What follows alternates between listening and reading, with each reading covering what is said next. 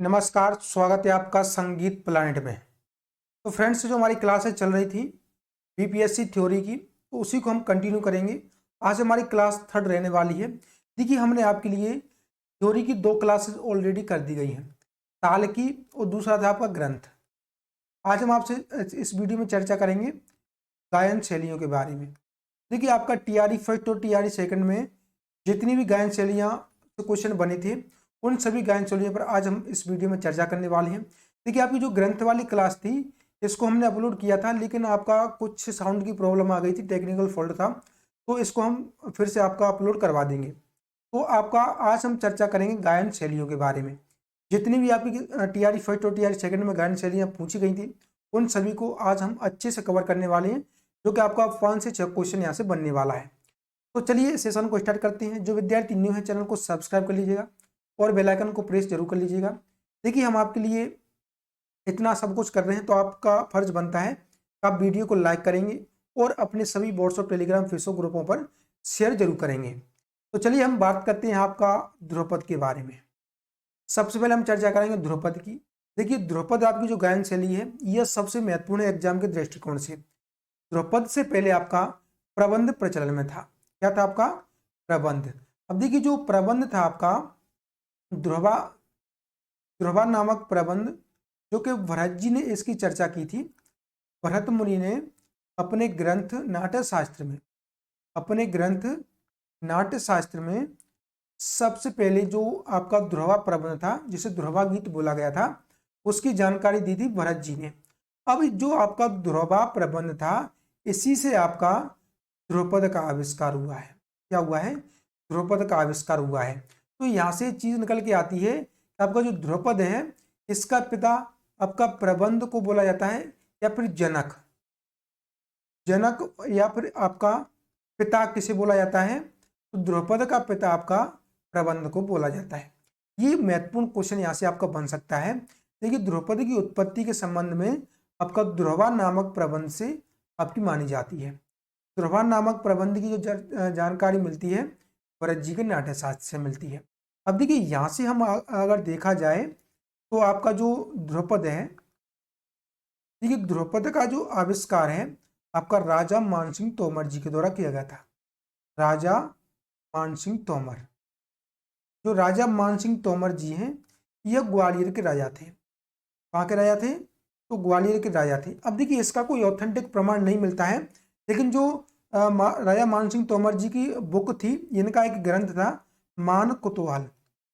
मान कुतूहल मान कुतूहल में इन्होंने ध्रुपद के बारे में कंप्लीट चर्चा की है। तो यहाँ से देखिए, कुछ विद्वान मानते हैं कि राजा मानसिंह तोमर जी ने ध्रुपद का प्रचार प्रसार किया था, इन्होंने इसका आविष्कार नहीं किया था।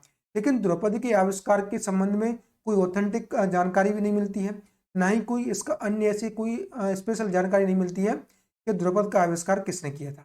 तो हमारे एग्जाम के दृष्टिकोण से हमें क्या लेके चलना है कि ध्रुपद का आविष्कार राजा मानसिंह तोमर जी ने किया था। चाहे इन्होंने प्रचार प्रसार किया हो या फिर इनका आविष्कार किया हो, बुकों में यही जानकारी मिलती है कि राजा मानसिंह तोमर जी ने ध्रुपद का आविष्कार किया है। इनकी बुक थी मान कुतूहल, इसमें इसकी पूरी की पूरी जानकारी मिलती है। देखिए, जिस समय आपका प्रबंध प्रचलन में था, तो उसका प्रचार बहुत ही कम हो गया था। आपका जो प्रबंध था, यह प्राचीन काल में प्रचलन था, उस समय आपका ध्रुपद नहीं था, लेकिन आपके प्रबंध का प्रचार प्रसार बहुत ही कम होने लगा था। उसके बाद निकल के आया था कि राजा मानसिंह तोमर ने ध्रुपद का आविष्कार किया था। अब देखिए, जो इनकी बुक थी मान कुतूहल, इसका फारसी अनुवाद किया गया था। इसका फारसी अनुवाद किया था आपका फकीरुल्लाह के द्वारा।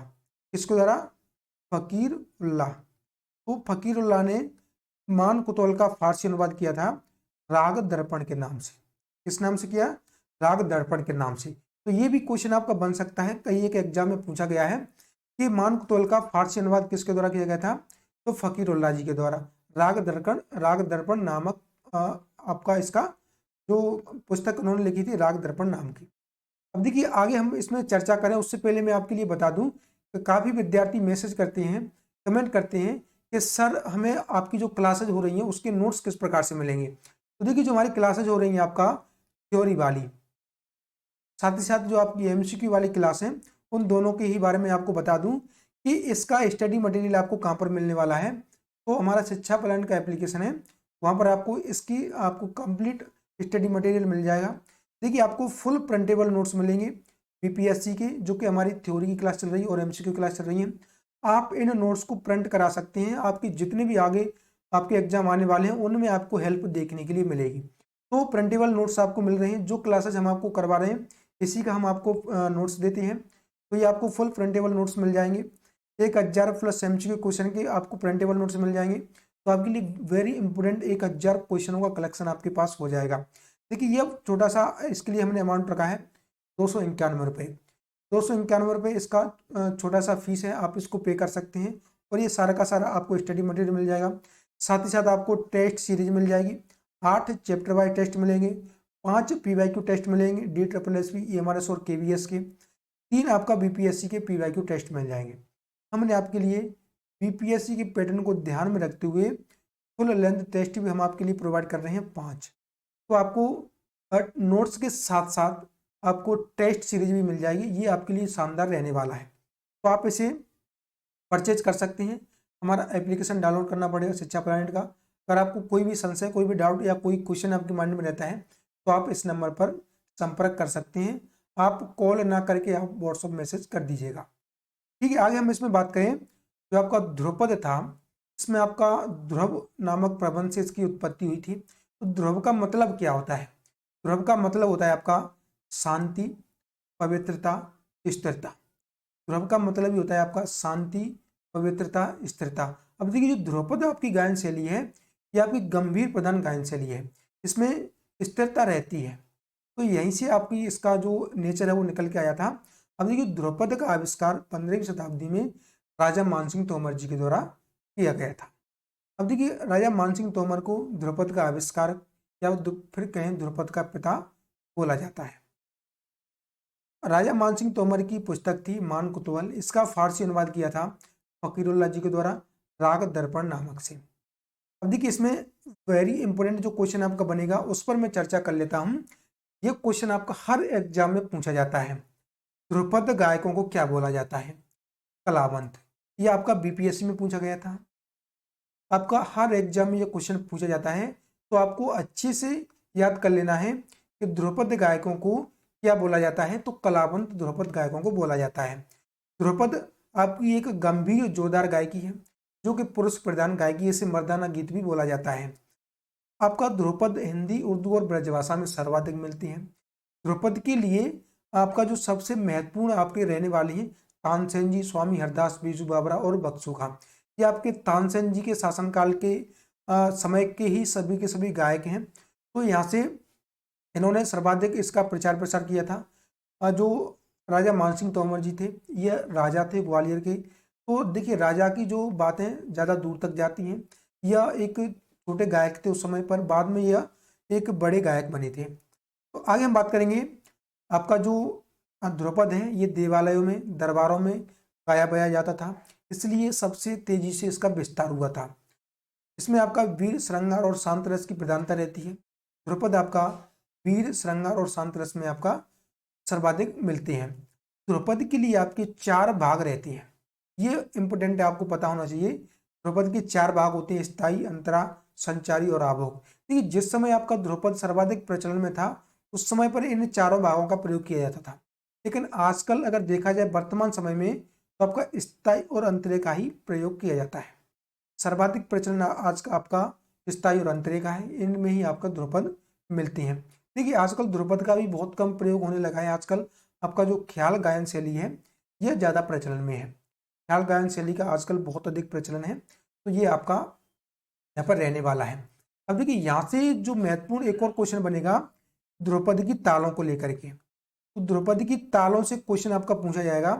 तो सबसे महत्वपूर्ण आपका रहने वाला है 4 ताल, सूल ताल, उसके बाद आपका रहने वाला है झप ताल, तीव्रा ताल। ये आपकी महत्वपूर्ण ताल है ध्रुपद के लिए। ठीक है, आपका अभी EMRS का जो पेपर हुआ था उसमें क्वेश्चन पूछा गया था कि ध्रुपद को द्रुत लय में किस ताल में गाया जाता है? द्रुत लय में ध्रुपद की ताल कौन सी है? ध्रुपद की ताल कौन सी है? ये क्वेश्चन आपका अभी एमआरएस में पूछा गया था, वेरी इंपॉर्टेंट क्वेश्चन। तो देखिए आपको पता होना चाहिए कि आपकी जो ध्रुपद में द्रुत लय में आपकी सूलताल का प्रयोग किया जाता है। सूलताल जिसे आपका सूलफाक ताल भी बोला जाता है। देखिए ध्रुपद में आपकी खुले बोलों की तालों का प्रयोग किया जाता है, जो कि आपका गंभीर प्रधान गायकी उनमें खुले बोलों की तालों का प्रयोग किया जाता है और आपका गमक के साथ यह आपकी तालें ली जाती हैं। तो चार ताल जिसे चौताल बोला जाता है, सूलताल जिसे सूलफाक ताल बोला जाता है, जपताल और तीव्रा, इन तालों का आपका ध्रुपद में प्रयोग किया जाता है। देखिए आप यहाँ पर देख सकते हैं चौताल, सुल्फाक ताल, झप्पा ताल, तीव्रा, ब्रह्मताल और अद्धा ताल, ये तालों का आपका ध्रुपद में सर्वाधिक प्रयोग किया जाता है। ध्रुपद के साथ आपका पखावज और मृदंग की संगति की जाती है, ये भी आपको पता होना चाहिए। देखिए ध्रुपद के साथ आपका तबला की संगति नहीं की जाती है। देखिए आजकल तबला की संगति अक्सर होने लगी है, लेकिन जिस समय ध्रुपद आया था उस समय पखावज और मृदंग की संगति की जाती थी। तो आपको क्वेश्चन में अगर पूछा जाए तो पखावज ही लगाना है, ना कि तबला। ठीक है, तबले का जो संगति है वो ख्याल के साथ दी जाती है। ध्रुपद में तानों का प्रयोग नहीं किया जाता है। ध्रुपद में आपका गमक का प्रयोग किया जाता है। किसका प्रयोग किया जाता है? तो ध्रुपद में आपका गमक का प्रयोग किया जाता है, वेरी इंपॉर्टेंट। ध्रुपद में आपका भावपक्ष की अपेक्षा कलापक्ष अधिक प्रबल रहता है। देखिए कलापक्ष पर सर्वाधिक आपका ध्रुपद में प्रयोग किया जाता है, तो यहाँ पर कला भावपक्ष की अपेक्षा कलापक्ष पर सर्वाधिक आपका यहाँ पर ध्यान दिया जाता है। अब देखिए ध्रुपद में उपज का प्रयोग किया जाता है। अब यहाँ से उपज क्या होती है? नवीन स्वरावलियों की रचना। देखिए जब हम ध्रुपद गाते हैं तो साथ ही साथ हम नवीन स्वरावलियों की रचना करते जाते हैं, उसका आपका दुगुन तिगुन चौगुन अगर हम करते जाते हैं, इसी को उपज बोलते हैं। क्या बोला जाता है? इसी को आपका उपज बोला जाता है। उपज का प्रयोग आपका ध्रुपद में किया जाता है, तो आपका धमार में भी उपज का प्रयोग किया जाता है। देखिए इस प्रकार से आपका रहने वाला है। अब यहाँ से जो महत्वपूर्ण क्वेश्चन पूछा जाएगा, यहाँ से आपका एक क्वेश्चन अवश्य पूछा जाता है द्रौपदी की वाणियों से। द्रौपदी की कितनी वाणियाँ थी? तो द्रौपदी की 4 आपकी वाणियाँ थी। देखिए इन वाणियों से आपका क्वेश्चन स्टेट में पूछा गया था। तो स्टेट में आपका क्वेश्चन किस प्रकार से बना था? तो आपकी जो डागोर वाणी है, इसके प्रवर्तक कौन है? डागोर वाणी का संबंध किससे है? ये क्वेश्चन आपका पूछा गया था। देखिए सबसे पहले हम बात करेंगे गोबरहार वाणी। गोबरहार वाणी आपकी तानसेन से संबंध रखती है, इसे राजा की संज्ञा दी गई है। डागोर वाणी आपका ब्रजचंद से है, इसे मंत्री की संज्ञा दी गई है। खंडहार वाणी आपका राजा समोकन सिंह सेनापति की संज्ञा दी गई है। नौहार वाणी श्रीचंद, इसे सेवक बोला गया है। तो आपका जो डागोर वाणी है, ये क्वेश्चन आपका स्टेट में पूछा गया था। तो यहाँ से आपका क्वेश्चन बीपीएससी में बन सकता है। तो आपको अच्छे से याद कर लेना है कि गोबरहार वाणी का संबंध आपका तानसेन से है, जिसे राजा की संज्ञा दी गई है। डागोर वाणी को आपका मंत्री आपका ब्रजचंद से संबंधित है। खंडहार वाणी राजा समोकन सिंह सेनापति की संज्ञा दी गई है। नौहार वाणी श्रीचंद, इसे सेवक बोला गया है। तो इस प्रकार से आपकी 4 वाणियां हैं। ये आपका यहाँ से क्वेश्चन आपका पूछा जाएगा। तो देखिए यहाँ से और भी आपका वाणियों से क्वेश्चन बन सकता है, जो कि आप यहाँ पर देख सकती हैं। गोबरहार वाणी को आपका शुद्धागीति बोला गया है, इसे शुद्धागीति से जोड़ के आपका देखा जाता है गोबरहार वाणी को। अब देखिए गोबरहार वाणी आपकी शांत रस इसमें प्रबलता रहती है, शांत रस की। मीण का प्रयोग अधिक होता है, विलंबित लय इसकी रहती है। जो गोबरहार वाणी है राजा तानसेन जो तानसेन जी की है, इसे राजा की संज्ञा दी गई है। इसमें आपका शुद्धागीति से इसका संबंध रखा गया है, शांत रस की प्रधानता रहती है, विलंबित लय का इसमें प्रयोग किया जाता है। ये क्वेश्चन आपका बन सकता है। देखिए आगे आपका क्वेश्चन बन सकता है नौहार वाणी से। तो नौहार वाणी को संबंध आपका गीति गौड़ी गीति से है। द्रुत लय का इसमें प्रयोग किया जाता है। सुरों पर ठहराव कम रहता है, इसमें सुरों को लांघकर कूदकर जाना इसकी सबसे महत्वपूर्ण विशेषता है नौहार वाणी की। इस वाणी में किसी भी रस का प्रयोग नहीं किया जाता है। आगे हम बात करेंगे नेक्स्ट आपका धमार। देखिए धमार से पहले मैं आपको बता दूं कि आपके जो द्रुपद था उसके लिए फेमस द्रुपदी कौन थे? तो तानसेन थे। ये आपको पता होना चाहिए। स्वामी हरदास जी, स्वामी हरदास जी, बेजू बाबरा, ये आपके फेमस द्रुपदी थे जिन्होंने द्रुपद का सर्वाधिक प्रचार प्रसार किया था और सर्वाधिक द्रुपद इन्होंने गाए थे। अब देखिए द्रुपद को लेकर के कुछ जानकारी और मिलती है कि सारंगदेव जी ने द्रुपद को क्या बोला है। तो सारंगदेव जी ने द्रुपद को आपका शुद्धागीति बोला है। क्या बोला है? शुद्धागीति। वहीं पर अगर बात करते हैं मतंग जी के अनुसार, तो मतंग जी ने इसे चोच्छा बोला है। क्या बोला है? चोच्छा। तो यहाँ से ये भी आपको पता होना चाहिए कि ध्रुपद का संबंध आपका शुद्धागीति से है, मतंग जी ने इसे चोच्छा बोला है। तो यहाँ से आपको ये जानकारी और पता होना चाहिए। अब देखिए आगे हम बात करेंगे धमार के बारे में। तो जो विद्यार्थी न्यू है वो चैनल को सब्सक्राइब जरूर कर लीजिएगा, और आपको अगर सेशन अच्छा लगा रहा हो तो इसे लाइक और शेयर जरूर कर दीजिएगा। अब देखिए धमार ये वेरी इंपॉर्टेंट है, यहाँ से आपका एक क्वेश्चन बनेगा, आप इस पर डबल स्टार लगा लीजिएगा। 100% आपका धमार से एक क्वेश्चन पूछा जाता है। तो देखिए हम सबसे पहले बात करेंगे धमार का अर्थ क्या होता है, धमार का मतलब ही क्या होता है। देखिए इसका मतलब होता है उछलना कूदना। क्या होता है इसका मतलब? उछलना कूदना। देखिए धमार के बारे में सबसे पहले हमें कहाँ पर जानकारी मिलती है? सबसे पहले जानकारी कहाँ पर मिलती है? तो धमार की सबसे पहले जानकारी हमें मिलती है आपका संगीत शिरोमणि से। जो संगीत शिरोमणि है इससे हमें धमार की सबसे पहले जानकारी मिलती है। संगीत शिरोमणि, संगीत शिरोमणि से धमार की जानकारी हमें सर्वप्रथम मिलती है। तो ये आपको पता होना चाहिए। धमार का अर्थ होता है उछलना कूदना। अब देखिए जो धमार है इसे आपका होली भी बोला जाता है। इसका अन्य नाम क्या है? होली। धमार में हमें राधा कृष्ण की रास लीलाओं का वर्णन देखने की मिलता है। राधा कृष्ण की लीलाओं का वर्णन, तो ये आपसे क्वेश्चन बन सकता है। और देखिए इसका अन्य नाम है होली। राधा कृष्ण की लीलाओं का वर्णन हमें मिलता है। धमार आपकी धमार ताल में गाया जाता है। धमार गीति आपकी धमार ताल में गाई जाती है। धमार ताल आपकी 14 मात्रा की ताल है। देखिए धमार ताल से एक और क्वेश्चन बनता है, धमार ताल किस प्रकार की ताल है? तो ये आपकी एक मिश्र पदी ताल है। कैसी ताल है आपकी? मिश्र पदी ताल। ये वेरी इंपॉर्टेंट क्वेश्चन है, आपका हर एग्जाम में ये पूछा जाता है कि धमार ताल किस प्रकार की ताल है? मिश्र पदी। देखिए धमार ताल आपकी 14 मात्रा की ताल है। अब देखिए इसमें जो 4 विभाग होते हैं, इनमें पहले विभाग में 5 मात्रा, दूसरे में 2, तीसरे में 3 और चौथे में 4। तो इस प्रकार से आपकी हर एक विभाग में अलग अलग मात्राएं होती हैं, इसलिए इसको आपका मिश्र पदी ताल बोला जाता है। अब देखिए आपकी जो धमार शैली है यह आपकी होली गीतों पर आधारित होती है। राधा कृष्ण की लीलाओं का इसमें वर्णन मिलता है। ब्रज की होली का वर्णन मिलता है, वेरी इंपोर्टेंट। पक्की होली, अगर पक्की होली आपसे पूछा जाए तो धमार को आपका पक्की होली भी बोला जाता है।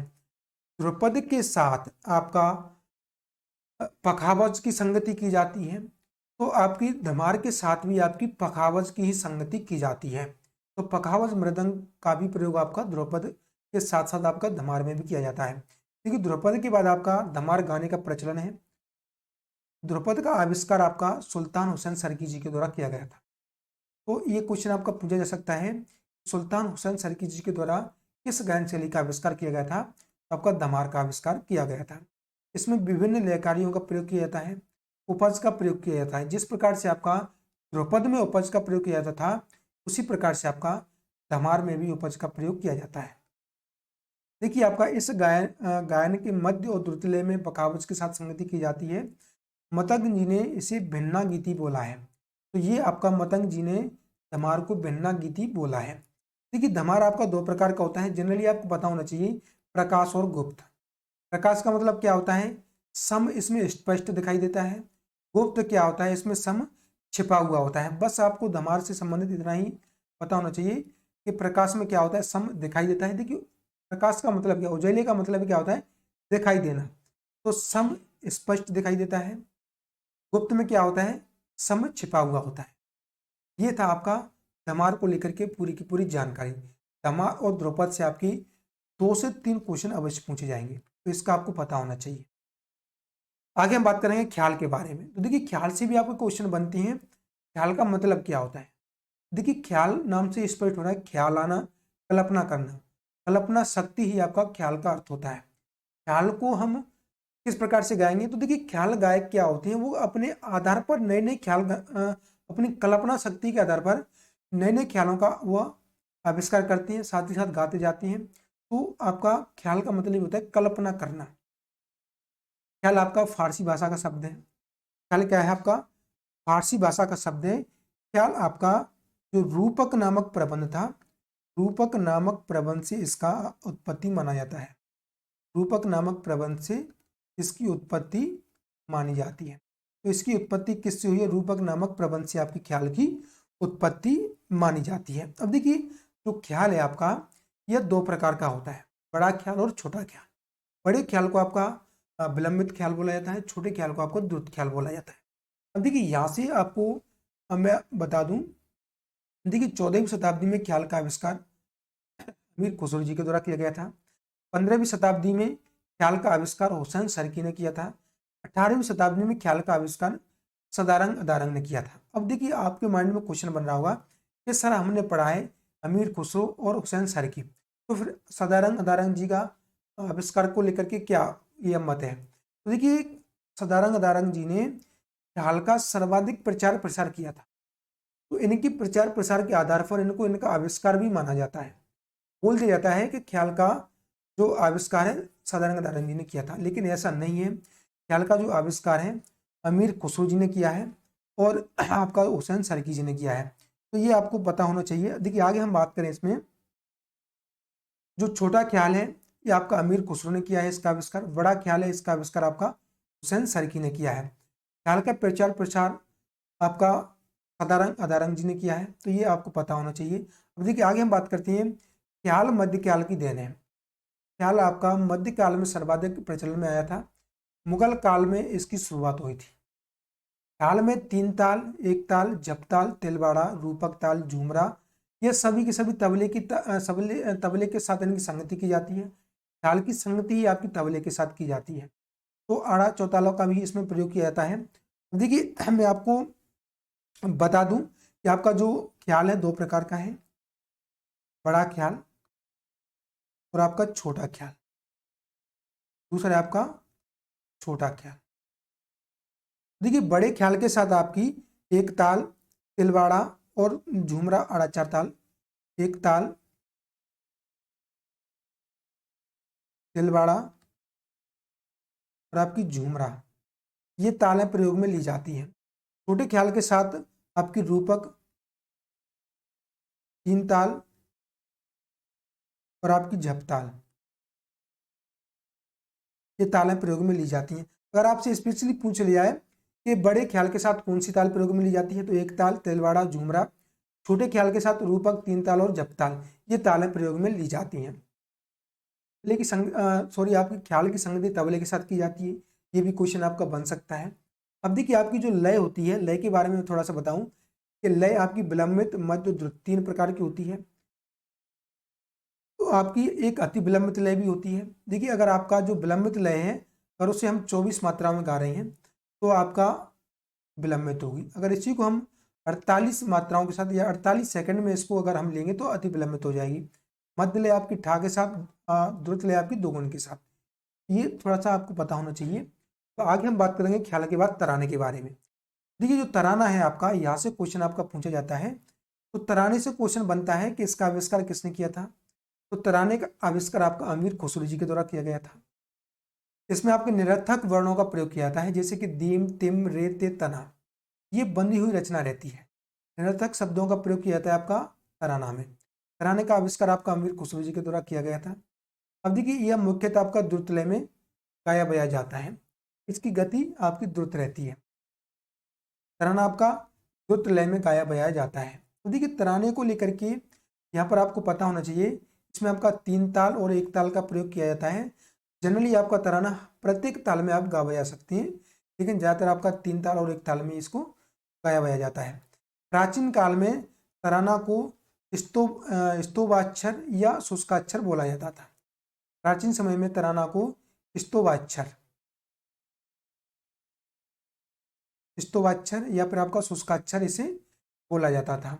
देखिए तराना को लेकर के थोड़ा सा मैं आपको बता दूं कि तराने का जो अर्थ होता है, ये एक फारसी भाषा का शब्द है। किसका शब्द है? फारसी भाषा का शब्द। फारसी भाषा का शब्द है आपका तराना। देखिए तराना आपका जो तरन्नम शब्द है, तरनम शब्द से इसकी उत्पत्ति हुई है। किससे हुई है इसकी उत्पत्ति? तरनम शब्द से। दक्षिण भारत में आपका तराना को क्या बोला जाता है? तिल्लाना। क्या बोला जाता है आपका? तराना को तिल्लाना आपका दक्षिण भारत में बोला जाता है। आगे हम बात करें नेक्स्ट, तो नेक्स्ट हमारा रहने वाला है ठुमरी। ठुमरी, देखिए ठुमरी आपकी भाव प्रदान होती है, भाव सौंदर्य पर अधिक बल दिया जाता है, इसकी प्रकृति आपकी द्रुत रहती है। तो जो आपकी ठुमरी है ये भाव प्रदान रहती है, भाव सौंदर्य पर बल दिया जाता है। देखिए इसमें आपका खमाज, भैरव, तिलक, कामोद, तिलक, पीलू, काफी, भैरवी, झंझोटी, जोगिया, ये आपके लिए जो राग हैं, जो आपके राग हैं, ये आपकी ठुमरी के लिए फेमस है। यानी कि खमाज में ठुमरी गाई जाती है, भैरवी में, तिलक में, कामोद में, तिलंग में, पीलू, काफी, भैरवी, झंझोटी, जोगिया, ये राग हैं आपकी ठुमरी के लिए। ये एक अर्धशास्त्रीय गायन शैली है, अर्धशास्त्रीय गायन शैली आपकी ठुमरी, वेरी इंपॉर्टेंट। अब देखिए आपकी जो ठुमरी है इसमें आपकी दीपचंदी, पंजाबी, आपका दीपचंदी और पंजाबी ताल में आपकी ठुमरी गाई बजाई जाती है। ठुमरी श्रृंगार रस प्रधान गायकी है, मधुर चपल कंठ इसके लिए आवश्यक होता है। बनारस, लखनऊ, पंजाब की ठुमरी फेमस है। अब देखिए ठुमरी के लिए मैं आपको बता दूं कि इसके 2 अंग होते हैं, पूर्वंग और आपका पंजाबी अंग, पूर्वंग और आपका पंजाबी अंग, पूर्वंग और आपका पंजाबी अंग। अब देखिए पूर्वी अंग आपका लखनऊ बनारस आपका, पंजाबी अंग एक तंत्र अंग है। देखिए ये आपके 2 अंग हैं महत्वपूर्ण, पंजाबी अंग और आपका पूर्वी अंग की ठुमरी सर्वाधिक हमें मिलती हैं। अब देखिए जो पंजाबी अंग है इसके सबसे फेमस कलाकार हैं बड़े गुलाम अली, बड़े गुलाम अली। बड़े गुलाम अली की जो ठुमरी मिलती है, पंजाब अंग की ठुमरी मिलती है, ये भी आपको पता होना चाहिए। अब देखिए ठुमरी के आपका 3 प्रकार होते हैं। कितने प्रकार होते हैं ठुमरी के? तो ठुमरी के 3 प्रकार हैं। ठुमरी के कितने प्रकार हैं? तो ठुमरी के 3 प्रकार हैं। कौन कौन से हैं? बोलबंद की ठुमरी, बोलबंद की ठुमरी, अर्थभाव की ठुमरी,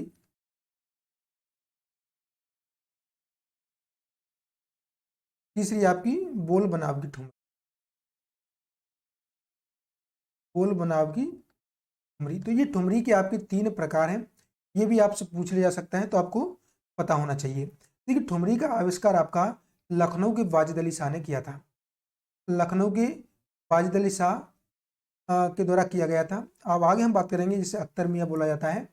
देखिए इसमें जो ठुमरी है आपकी, ये आपकी गौड़ी गीति से संबंध रखती है। इससे आपका तो गौड़ी गीति है, गौड़ी गीति से आपका ठुमरी का संबंध है। ये भी आपसे पूछा जा सकता है कि ठुमरी आपकी किस गीति से संबंध रखती है, तो गौड़ी गीति से आपका संबंध रखती है, वेरी इंपॉर्टेंट। आगे हम बात करेंगे टप्पा के बारे में। महत्वपूर्ण है आपका टप्पा। ठीक है, टप्पा का मतलब होता है उछलना कूदना, टप्पे का मतलब ही होता है उछलना कूदना। टप्पा का आविष्कार किया गया था आपका सौरी मियाँ जी के द्वारा। किसके द्वारा किया गया था? तो आपका सौरी मियाँ के द्वारा। इसकी प्रकृति आपकी चपल रहती है। टप्पा में आपका जो तालें रहती हैं पंजाबी ताल रहती है, टप्पा ताल का भी इसमें प्रयोग किया जाता है। टप्पा ताल आपकी 16 मात्रा की ताल होती है, ये भी आपके लिए बहुत ज़्यादा फेमस रहती है टप्पा के लिए। अब देखिए टप्पा आपका श्रृंगार रस प्रदान गायकी है। टप्पा के 2 भाग होते हैं, स्थायी और अंतरा। छोटी और पेचदार तालों का अधिक प्रयोग किया जाता है। तालें इसमें पंजाबी और आपकी टप्पा ताल रहती है, दूसरी ताल रहती है आपकी टप्पा ताल का भी इसमें प्रयोग किया जाता है। देखिए सितार खानी, फिरोदस्त आपकी ये तालें रहती हैं। राग माज, काफी, झंझोटी और आपका भैर भी रहता है। तो देखिए यहाँ से जो टप्पा है इससे क्वेश्चन पूछा जाता है कि टप्पा का आविष्कार किसके द्वारा किया गया था, टप्पा में कौन सी तालों का प्रयोग आपका किया जाता है। तो आपकी जो पंजाबी ताल है और जो टप्पा ताल है इसका प्रयोग आपका टप्पा के लिए किया जाता है। देखिए आगे हम बात करेंगे, आगे देखिए नोट्स को लेकर के मैं आपको बता दूं, आपको हमारे जो एप्लीकेशन है उस पर मिल जाएंगे नोट्स। अब देखिए जो प्रिंटेबल नोट्स हैं आप इसे प्रिंट करवा सकते हैं, और आपको क्या है कि प्रिंट के साथ साथ आप आगे के जितनी भी आपके एग्जाम होने वाले हैं उनमें भी आपको हेल्प देखने के लिए मिलेगी। हम आपके लिए जो नोट्स हैं उसके 291 रुपये फीस रखी है। अब इसके साथ साथ हम आपके लिए टेस्ट भी रख रहे हैं, तो आपके लिए शानदार यहाँ से तैयारी होने वाली है। तो ये था आपका गायन शैली बीपीएससी के टीआरई फर्स्ट और टीआरई सेकंड में जितने भी आपकी गायन शैली से क्वेश्चन बने थे, इतने ही आपका क्वेश्चन पूछा गया था। आपका जो टीआरई 3 होने वाला है उसमें इन्हीं गायन शैलियों से क्वेश्चन आपका पूछा जाएगा।